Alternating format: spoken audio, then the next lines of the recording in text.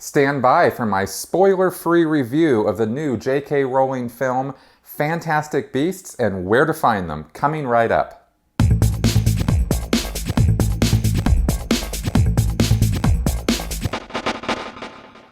Fantastic Beasts and Where to Find Them is directed by David Yates, based on an original screenplay by J.K. Rowling's author of the entire Harry Potter saga, and stars Eddie Redmayne, Katherine Watson, Dan Fogler, Ezra Miller, and Colin Farrell. This is a movie that reviewers are going to talk about, but it really doesn't matter a whole lot what most of us say, because this franchise is so big and so popular that people are going to go see it no matter what. And that's fine, because I'll say right off that this movie is worth seeing. But regardless of whether my opinion on it is crucial to you seeing it or not, I do think that I have some constructive commentary that will help you out. Set in the same time stream and magic-filled universe as Harry Potter, only 70 years before the events that we saw take place in the Harry Potter films, Fantastic Beasts and Where to Find Them gives us a fresh and very new look at the possibilities of what this universe is all about. There are a lot of reasons people loved the Harry Potter books and films.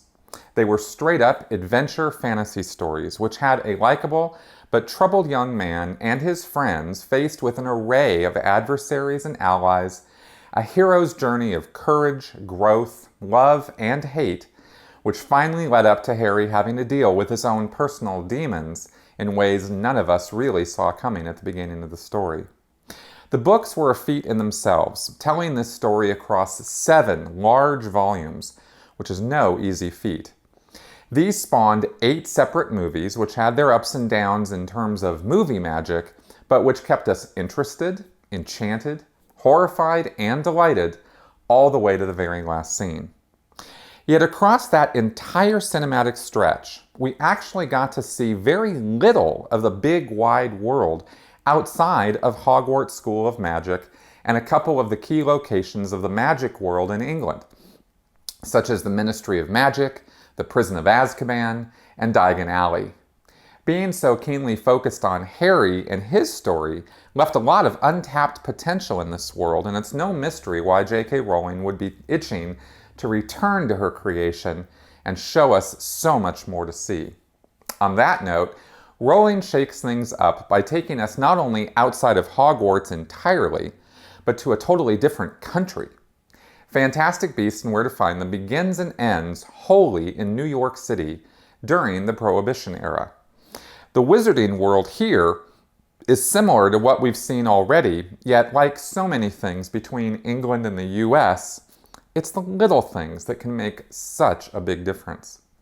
Muggles here are called no-mages, and the rules concerning fraternization amongst no-mages and wizards are much more strict, where any kind of relationship, even being friends, is not just discouraged but outright forbidden.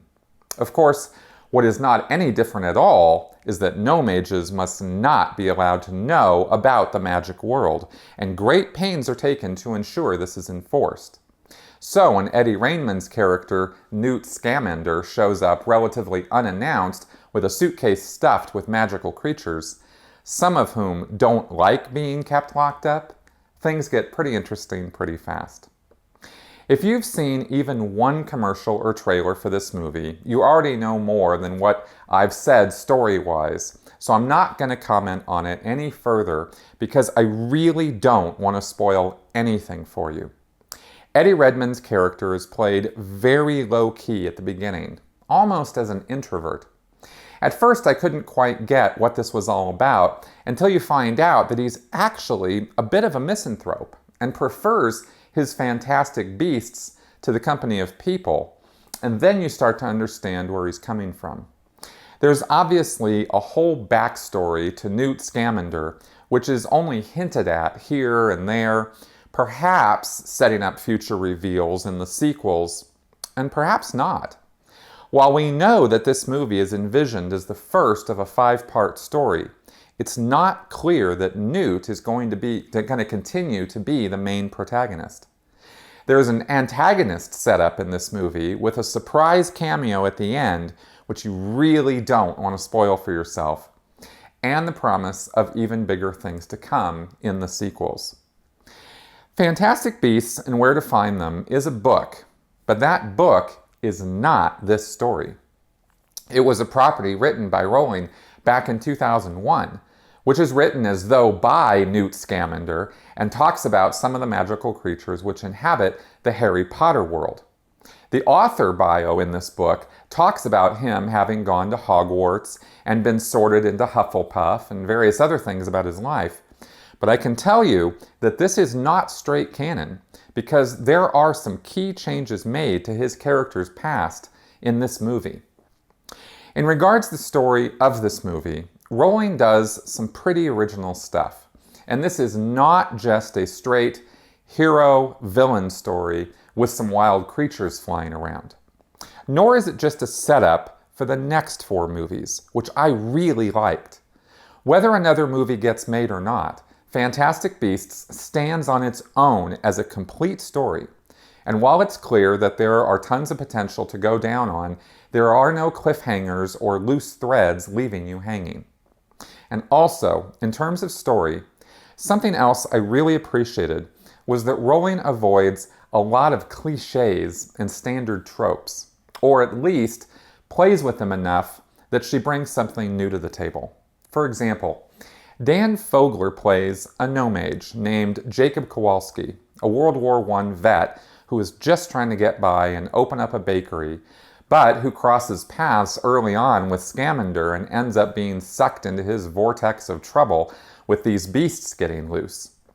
It's obvious, sometimes a little bit too much so, that he's there so that we, the audience, can have things explained to us via him about what is going on and what magic is all about and that sort of thing. You do not have to go into this movie knowing anything about the Harry Potter films to get what's going on.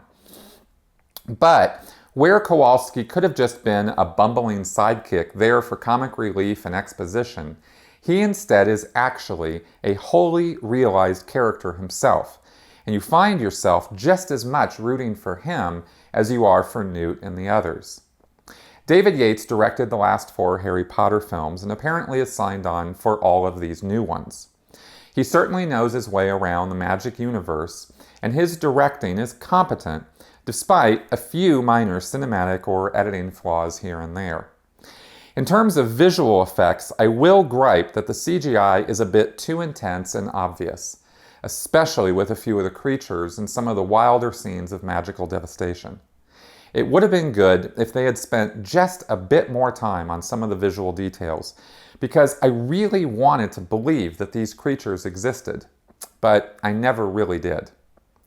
CGI has been taken to a level now where it's used in almost every single movie you ever see, and the best kind is that which you never even notice, where you're not saying to yourself, wow, that's really good CGI. When you're saying that, it's not actually that good. Don't get me wrong, they had some big challenges in this movie, and I appreciate the work that was done, but it's not what it could have or should have been. So, is this a good follow-up, and does this begin a new stage of epic storytelling in Rowling's wizarding world? You bet it is. The flaws are minimal, the story is great, the acting and filmmaking is not bad, and I am interested in seeing more. On that note, I'm giving this one a rating of pretty good, at the highest levels of pretty good. I think you'll have a good time. I think your kids will have a great time, even if they aren't tracking with all the intricacies and details of the story itself, and I think you'll leave wanting to see more. Let me know in the comments what you think, and if you haven't subscribed to my channel yet, do so now. There's a lot more coming where this came from. Thank you very much for watching.